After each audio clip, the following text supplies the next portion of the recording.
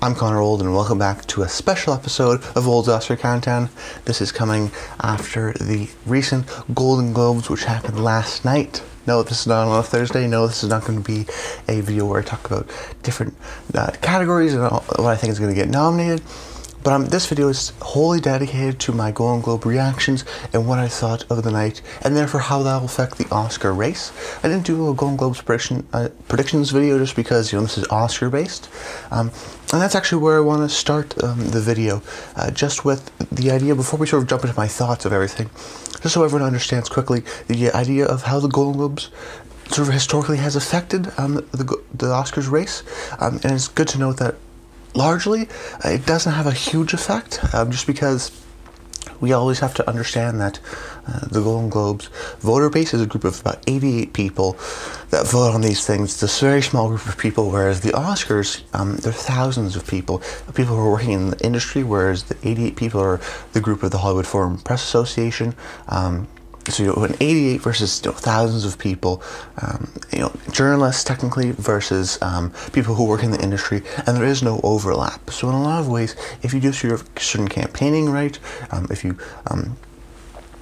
try and work the room in certain scenarios, you'll see certain surprise wins. Things like Aaron Taylor Johnson in Nocturnal Animals, which had no correlation to the Oscars, even though he won Best Supporting Actor. But what it does have a correlation to is that it's the first big sort of award show, it's the first televised award show, and starts a lot of these campaigns for all these people, and almost gives certain narratives credibility in a lot of ways. And that's what I think last night did for sure. And a lot of ways what they've been trying to do in recent years is actually predict the Oscars. A lot of times they know what films are sort of favorites in certain ways, and they want to be sort of the first persons to say, oh, we called this, we thought this was going to win, so that when the Oscars does it, they also feel justified. So let's just jump into sort of the big surprise of the night, or one of the big surprises of the night, which is Best Film Drama, which went to Bohemian Rhapsody. As a matter of fact, Rami Malek also won Best Actor for Bohemian Rhapsody. So that film as a whole, I think, definitely should be taken more seriously, because if you look at it, the numbers, it has a SAG Ensemble nomination, as a PGA nomination. Rami Malek won the Globe. Rami Malek now has a good chance to win the SAG. Because he had an excellent speech, and I think there's actually some correlation between SAG and Golden Globes, just because SAG, if you don't know, the Screen Actors Guild, which is the industry guild awards, which are a little more important. SAG recently added AFTRA to it, which is people like radio hosts and whatnot, and it's a much larger branch. Now it is, the acting was the largest branch, but now it's SAG-AFTRA, so they've added even more people, so it just starts to tend a little more mainstream, maybe a little more popular. So we're seeing sort of big successes like Bohemian Rhapsody, maybe do a little better there. A Star is Born did do well at the box office, but maybe even A Star is Born is maybe a little too sort of critical and indie in a lot of ways, versus a big sort of blockbuster. Bohemian Rhapsody made, I think, over $600 million at the international box office. It was a huge hit, and I think I've been saying this video after video, that is the trend of this year. Movies like Bohemian Rhapsody, who maybe don't traditionally do very well, A Star is Born, Black Panther, Crazy Rich Asians, BlacKkKlansman, these are movies that have done very well at the box office and are getting great critical Oscar reactions, and sort of critical and sort of awards reception. That's not a coincidence. I think the Oscars is sort of the big one. They're facing a lot of pressure, and I'm sure so is the Golden Globes, from these TV networks, because of ratings, because the show is a little too long, because it's sort of outdated, they feel, and that they're only nominating these indie movies. So I think there's a real sort of, they hear it, they understand it, and they're going to try and nominate a lot of these more mainstream films. I think we're seeing that this year, and winning with a movie like Bohemian Rhapsody, only getting 2 nominations, but winning both those nominations. So I think, while I don't think Bohemian Rhapsody has a chance to win Best Picture just yet, there's a lot of things to get over. It's not going to get director. There's a surprise it could get in for Best Screenplay. Right now I have it for Best Picture, Best Actor for Rami Malek in the lead to win. And then I also have it for Best Makeup and Hairstyling. I think that's right now where I have it at, but you never know. Something like it could sneak in there, say something like Original Screenplay or whatnot. You never know. And then the next thing I want to talk about just is A Star is Born. Is A Star is Born? Maybe A Star is Falling. We have 3 sort of big surprises of the night, were Best Actor, Best Actress, and Best film drama, because I thought, you know, Star is Born, this could really be its night. It could win Bradley, it could win Lady Gaga, and it could win Best Film Drama. I think a lot of people were in a similar scenario. I think a lot of people actually thought A Star is Born would at the very least win more than just the song for Shallow. So it really, aside from that, it got shut out in all those major categories. Very surprising. I actually went to the night thinking that the movie would do almost too good, and that would hurt its chances because it would be seen as the front runner. But this doing that poorly, it just makes the Oscars that harder, because, you know, now what is the consensus choice? Do people really like A Star is Born as we thought? You know, is maybe Roma going to win the Best Director and Best Picture now? Because something like Green Book, which overperformed at the Golden Globes, sort of surge, or even The Favorite, or a movie like this, could that really surge? Even Bohemian Rhapsody, Black Panther, BlacKkKlansman, it just makes the race so much more interesting, because A Star is Born was the one that sort of beat out Green Book and The Favorite with getting that SAG Ensemble nomination, and was a PGA favorite. So I think that this loss, well, you don't have to take so much. I think I don't want to be hyperbolistic. You know, this is Golden Globes. This is not an industry award. This is mostly to do with the actors. I think is the most important. However, it does tell some signs that the Golden Globes didn't choose an Oscar favorite like A Star is Born. They didn't want to predict it. They went their own way. They like Bohemian Rhapsody. They wanted to choose Bohemian Rhapsody. You know, take that as you will. But I do want to talk about quickly now the big changes and that I've seen this year, which were for Best Actor and Best Actress.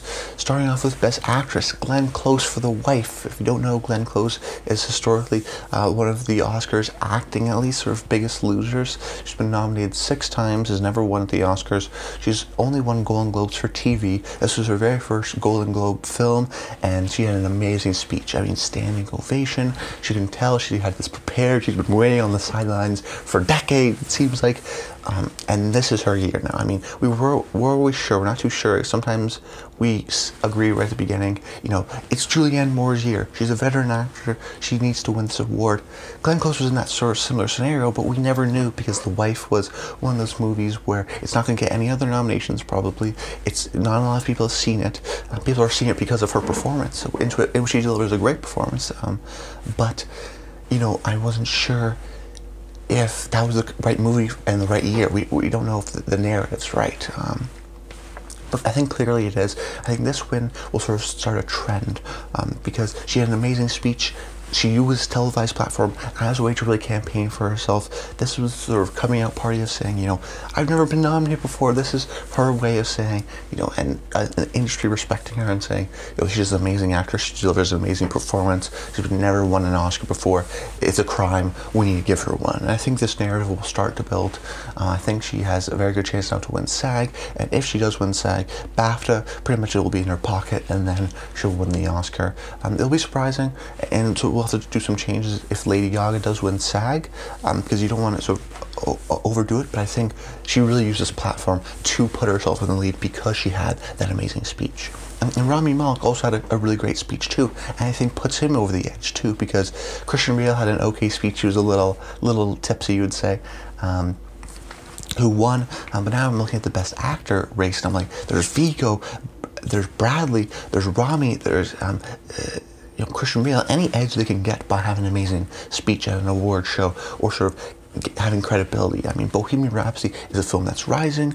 It's a if Rami Malek won the Globes here, he has a very good chance to win at SAG now, just because it is a transformative performance. You know, Bradley Cooper or Viggo, Christian Bale. It's a really competitive Best Actor race this year.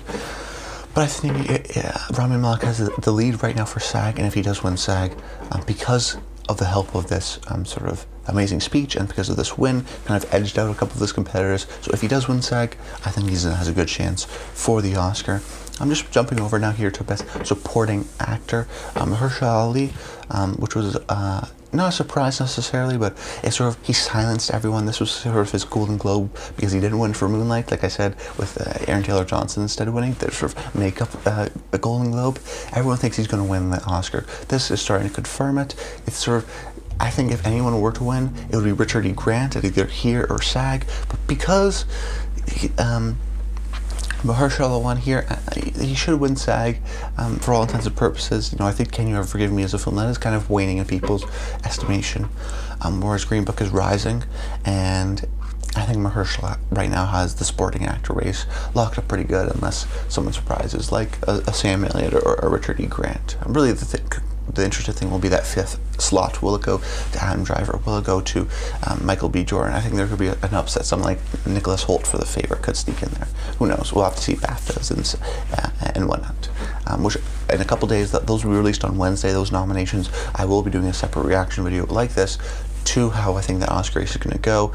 As long as it's not like pretty similar, as long as there's some surprises, I will talk about the BAFTA nominations in a couple days.